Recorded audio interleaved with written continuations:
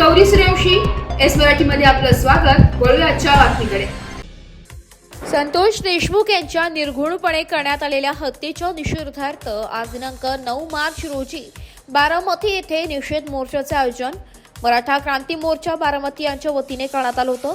या निषेध मोर्चात सामील होण्यासाठी स्वतः कैलासवासी संतोष देशमुख यांच्या कन्या वैभवी देशमुख व त्यांचे भाऊ धनंजय देशमुख हे बारामतीत आले होते। तसेच या मोर्चामध्ये मोठ्या संख्येने परिसरातील सर्व जाती धर्मातील नागरिक सामील झाले होते।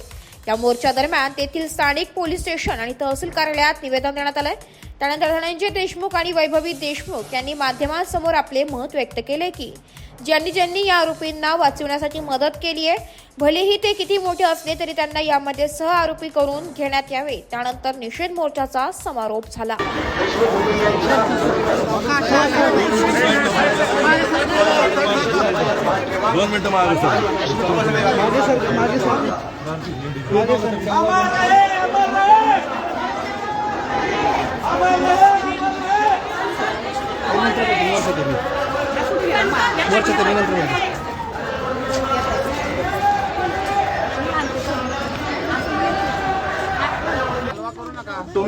तुम्ही आज धनंजय मुंडे ज्या पक्षाचे आमदार आहेत त्या पक्षाच्या अध्यक्षांच्या मतदारसंघात त्यांच्या गावात आलाय। पक्षाच्या अध्यक्षांना काय सांगणार? मी आज खरं तर जी बीड जिल्ह्यातली पार्श्वभूमी आहे गुन्हेगारीची त्या संदर्भात मी थोडं स्पष्टीकरण देतो आहे। बीड जिल्ह्यामध्ये जी कायदा आणि सुव्यवस्था आहे त्या कायदा आणि सुव्यवस्थेमध्ये जो हत्या झाली त्याच्या अगोदरचा कालखंड असा होता की कुठलीही गोष्ट जी चुकीची झालेली आहे ती वेळेत तिला त्याच्यावर ताबा मिळवला नाही, चुकीला चूक म्हणलं गेलं नाही, म्हणून जी गुन्हेगारी जी तिथं वाढलेली आहे, जे अपहरणाचे प्रकार वाढलेले आहेत, या हत्या होण्या अगोदर जे स्टोर इन्चार्ज आहेत शिंदे साहेब आणि स्टोर मॅनेजर त्यांना अपहरण केलं होतं 28 मेला। त्यावेळेस जर ॲक्शन घेतली असती यंत्रणेनं तर ह्या पुढच्या कुठल्याही घटना घडल्या नसत्या किंवा तिथं जी गुन्हेगारी वाढलेली आहे त्याला राजकीय पाठबळ पण दिलं गेलेलं होतं। हे वेळोवेळी सिद्ध झालेलं आहे।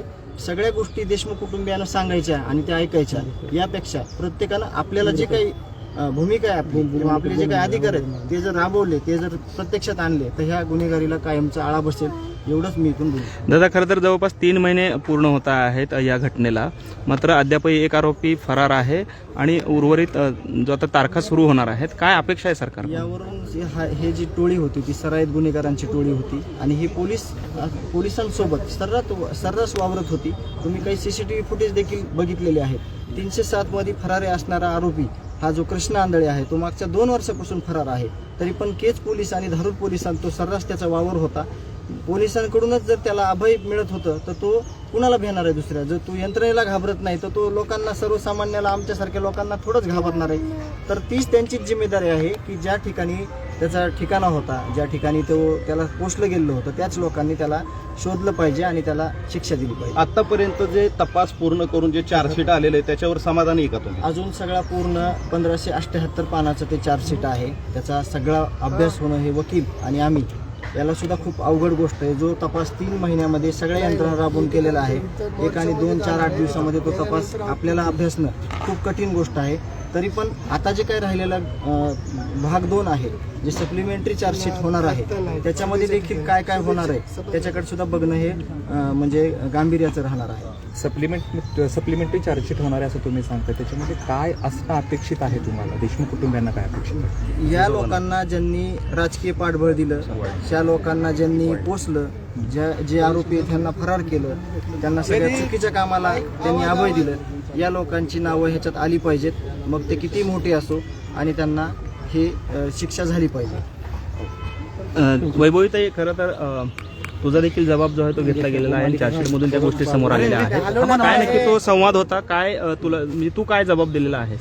नक्की काय घटना घडली त्या दिवशी? त्याबद्दल मी नंतर बोलेल, पण आज आम्ही या बारामतीच्या मोर्चामध्ये समजा माझ्या वडिलांची जी माणुसकीच्या दृष्टीने जी हत्या झाली आहे आणि बीड जिल्ह्यातील जी वाढणारी गुन्हेगारी आहे, आमचा फक्त म्हणजे आम्हाला कुणावर राग नाहीये, द्वेष नाहीये, फक्त आम्हाला एवढं वाटतं की माझ्या वडिलांची ज्यांनी हत्या केली किंवा त्यांना मदत करणारे जे कोणी असतील किंवा ते प्रशासनातील लोक असतील किंवा इतर कोणी असतील त्यांना सुद्धा यामध्ये सहारोपी करावं, आणि कारण की जी घटना आज घडली आहे ती नंतर घडू